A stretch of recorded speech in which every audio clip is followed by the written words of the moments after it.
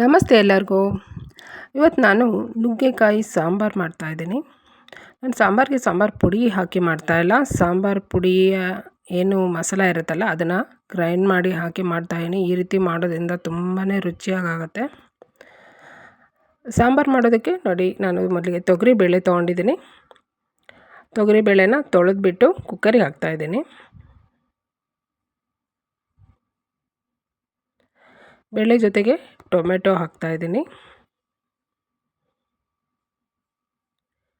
ಆಮೇಲೆ ಸ್ವಲ್ಪ ಅರಿಶಿನ ಪುಡಿ ಮತ್ತು ಬೇಳೆ ಬೇಯುವಷ್ಟು ನೀರು ಹಾಕಿ ಕುಕ್ಕರ್ನ ಮುಚ್ಚಳ ಮುಚ್ಚಿ 3 ವಿಷಲ್ ಆಗೋದಕ್ಕೆ ಬಿಡ್ತೀನಿ ನಾನು. ಈಗ ಇದು ನುಗ್ಗೆಕಾಯಿ ನೋಡಿ ಈ ರೀತಿ ಹೆಚ್ಚಿಟ್ಕೊಂಡಿದ್ದೀನಿ. ನಿಮಗೆ ಬೇಕಾದ ಸೈಜಲ್ಲಿ ಹೆಚ್ಚಬಹುದು ನುಗ್ಗೆಕಾಯಿ. ಹೆಚ್ಚಿಬಿಟ್ಟು ತೊಳೆದು ಒಂದು ಪಾತ್ರೆಗೆ ನಾನು ಹಾಕ್ತಾಯಿದ್ದೀನಿ. ನುಗ್ಗೆಕಾಯಿ ಸಪ್ರೇಟಾಗಿ ಬೇಯಿಸ್ಕೋಬೇಕು. ನುಗ್ಗೆಕಾಯಿಗೆ ನೀರು ಹಾಕ್ಬಿಟ್ಟು, ನುಗ್ಗೆಕಾಯಿ ಮುಳುಗುವಷ್ಟು ನೀರು ಹಾಕಿದ್ರೆ ಸಾಕು, ತುಂಬ ಜಾಸ್ತಿ ಹಾಕೋದು ಬೇಡ. ನೀರು ಹಾಕಿ ಸ್ವಲ್ಪ ಉಪ್ಪು ಹಾಕ್ಬಿಟ್ಟು ಬೇಯಿಸ್ಕೋಬೇಕು. ತುಂಬ ಜಾಸ್ತಿ ಉಪ್ಪು ಹಾಕೋದು ಬೇಡ. ನುಗ್ಗೆಕಾಯಿಗೆ ಎಷ್ಟು ಬೇಕೋ ಅಷ್ಟು ಮಾತ್ರ ಉಪ್ಪು ಹಾಕಿ ಬೇಯಿಸ್ಕೋಬೇಕು. ಈಗ ಸಾಂಬಾರು ಮಸಾಲಕ್ಕೆ ಅರ್ಧ ಸ್ಪೂನ್ ಕಡಲೆಬೇಳೆ, ಅರ್ಧ ಸ್ಪೂನ್ ಉದ್ದಿನಬೇಳೆ, 1/4 ಸ್ಪೂನ್ ಮೆಂತೆ, 2 ಸ್ಪೂನು ಧನಿಯಾ ಕೊತ್ತಂಬರಿ ಕಾಳು, 1 ಕಡ್ಡಿ ಕರಿಬೇವಿನ ಸೊಪ್ಪು, 1 ಸ್ಪೂನ್ ಜೀರಿಗೆ, ಅರ್ಧ ಸ್ಪೂನ್ ಸಾಸಿವೆ, 1 ಚಿಕ್ಕ ಪೀಸ್ ಚಕ್ಕೆ. ಇದಿಷ್ಟನ್ನು ಲೋ ಫ್ಲೇಮಲ್ಲಿ ಹುರಿಬೇಕು, ಕೆಂಪಾಗೋ ತನಕ ಹುರಿಬೇಕು.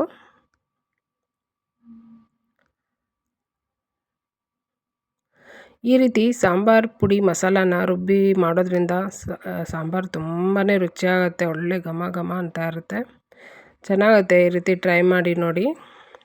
ಈಗ ಹುರಿದಿರೋ ಅಂಥದ್ದನ್ನು ನಾನು ಡೈರೆಕ್ಟ್ ಮಿಕ್ಸಿ ಜಾರ್ಗೆ ಹಾಕ್ತಾಯಿದ್ದೀನಿ. ಇದ್ರ ಜೊತೆಗೆ ಸ್ವಲ್ಪ ತೆಂಗಿನಕಾಯಿ, ಒಂದು 2 ಎಸಳು ಬೆಳ್ಳುಳ್ಳಿ ಬೇಕಿದ್ದರೆ ಹಾಕ್ಬೋದು, ಇಲ್ಲಾಂದರೆ ಬೇಡ. ಈಗ ಇಷ್ಟನ್ನು ಸ್ವಲ್ಪ ನೀರು ಹಾಕ್ಬಿಟ್ಟು ನುಣ್ಣಗೆ ಗ್ರೈಂಡ್ ಮಾಡ್ಕೋಬೇಕು. ನೋಡಿ ಈ ರೀತಿ ನಾನು ಮಾಡ್ಕೊಂಡಿದ್ದೀನಿ. ಈಗ ಸಾಂಬಾರಿಗೆ ಮಸಾಲ ರೆಡಿ ಆಯಿತು.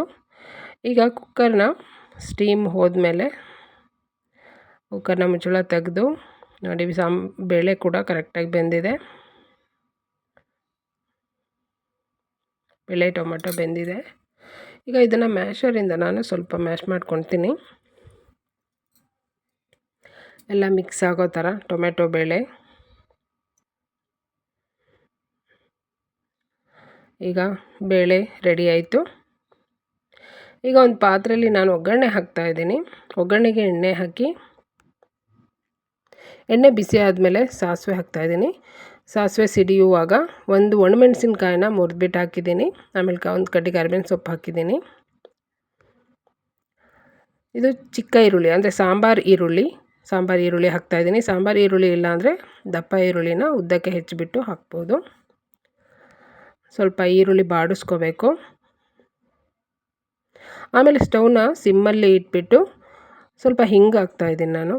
ಆಮೇಲೆ ಖಾರದ ಪುಡಿ, ಖಾರಕ್ಕೆ ಬೇಕಾಗಿರೋ ಅಷ್ಟು ಖಾರದ ಪುಡಿ ಹಾಕ್ಬೋದು.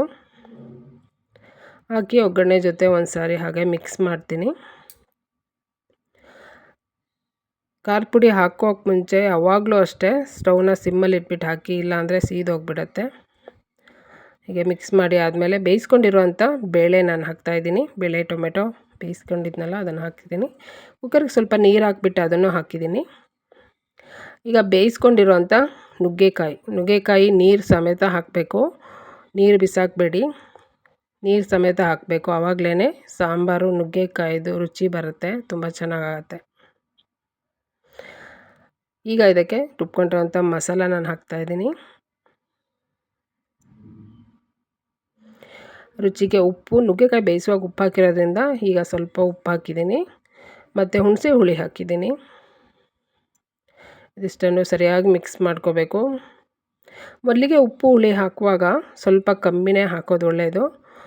ಕೊನೆಯಲ್ಲಿ ರುಚಿ ನೋಡಿ ಬೇಕಾದ್ರೆ ಮತ್ತೆ ಹಾಕ್ಬೋದು. ನಾನು ಯಾವಾಗಲೂ ಅದೇ ಥರನೇ ಮಾಡ್ತೀನಿ.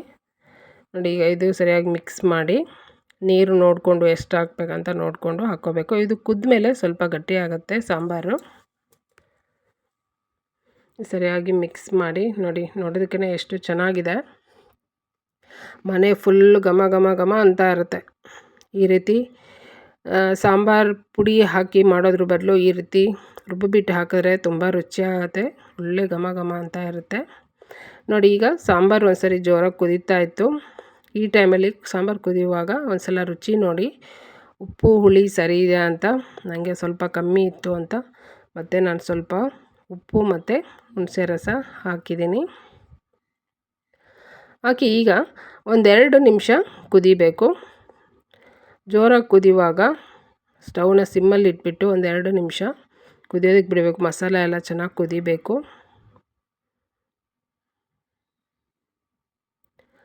ಈ ಸೈಡಲ್ಲಿ ಈ ನೊರೆ ಬರ್ತಾ ಇದೆಯಲ್ಲ, ಈ ನೊರೆ ಎಲ್ಲ ಹೋಗೋ ತನಕ ಕುದಿಸ್ಬೇಕು. ಆವಾಗ ಸಾಂಬಾರು ರೆಡಿ ಇದೆ ಅಂತ. 1-2-3 ನಿಮಿಷ ಕುದಿಸಿದ್ರೆ ಈ ನೊರೆ ಎಲ್ಲ ಹೋಗುತ್ತೆ. ನೋಡಿ, ಈಗ ಸೈಡಿನ ನೊರೆ ಎಲ್ಲ ಹೋಗಿ ಸಾಂಬಾರು ಚೆನ್ನಾಗಿ ಬೆಂದಿದೆ, ಕುದ್ದಿದೆ. ಈಗ ಸೂಪರಾಗಿ ನುಗ್ಗೆಕಾಯಿ ಸಾಂಬಾರು ರೆಡಿ ಆಯಿತು. ಇದೇ ರೀತಿ ನೀವು ಬೇರೆ ಬೇರೆ ತರಕಾರಿ ಹಾಕಿ ಮಾಡ್ಬೋದು. ಮೂಲಂಗಿ ಹಾಕಿ ಮಾಡ್ಬೋದು, ಗೆಡ್ಡೆಕೋಸು ಹಾಕಿ ಮಾಡ್ಬೋದು, ಆಲೂಗಡ್ಡೆ ಹಾಕಿ ಮಾಡ್ಬೋದು, ಅಥವಾ ಬರೀ ಈರುಳ್ಳಿ ಹಾಕಿಬಿಟ್ಟು ಈರುಳ್ಳಿ ಸಾಂಬಾರು ಕೂಡ ಮಾಡ್ಬೋದು. ಒಂದು ಸಾಲ ಇದನ್ನು ಟ್ರೈ ಮಾಡಿ ನೋಡಿ, ಎಲ್ಲರಿಗೂ ಇಷ್ಟ ಆಗುತ್ತೆ. ಈಗ ಸೂಪರಾಗಿ ನುಗ್ಗೆಕಾಯಿ ಸಾಂಬಾರು ರೆಡಿ ಇದೆ. ನಿಮಗೆ ಬೇಕಿದ್ದರೆ ಮೇಲೆ ಕೊತ್ತಂಬರಿ ಸೊಪ್ಪು ಚಿಕ್ಕದಾಗಿ ಕಟ್ ಮಾಡಿ ಹಾಕ್ಬೋದು. ಆದರೆ ನಾನು ಸಾಂಬಾರಿಗೆ ಕೊತ್ತಂಬರಿ ಸೊಪ್ಪು ಹಾಕೋದಿಲ್ಲ. ಇದು ಹೀಗೇ ತುಂಬ ಚೆನ್ನಾಗಾಗುತ್ತೆ. ಈಗ ಸಾಂಬಾರು ರೆಡಿ ಇದೆ, ಸೂಪರಾಗಿರುತ್ತೆ. ನನ್ನ ವಿಡಿಯೋ ಇಷ್ಟ ಆದರೆ ಲೈಕ್ ಮಾಡಿ, ಶೇರ್ ಮಾಡಿ, ಸಬ್ಸ್ಕ್ರೈಬ್ ಮಾಡಿ. Thank you.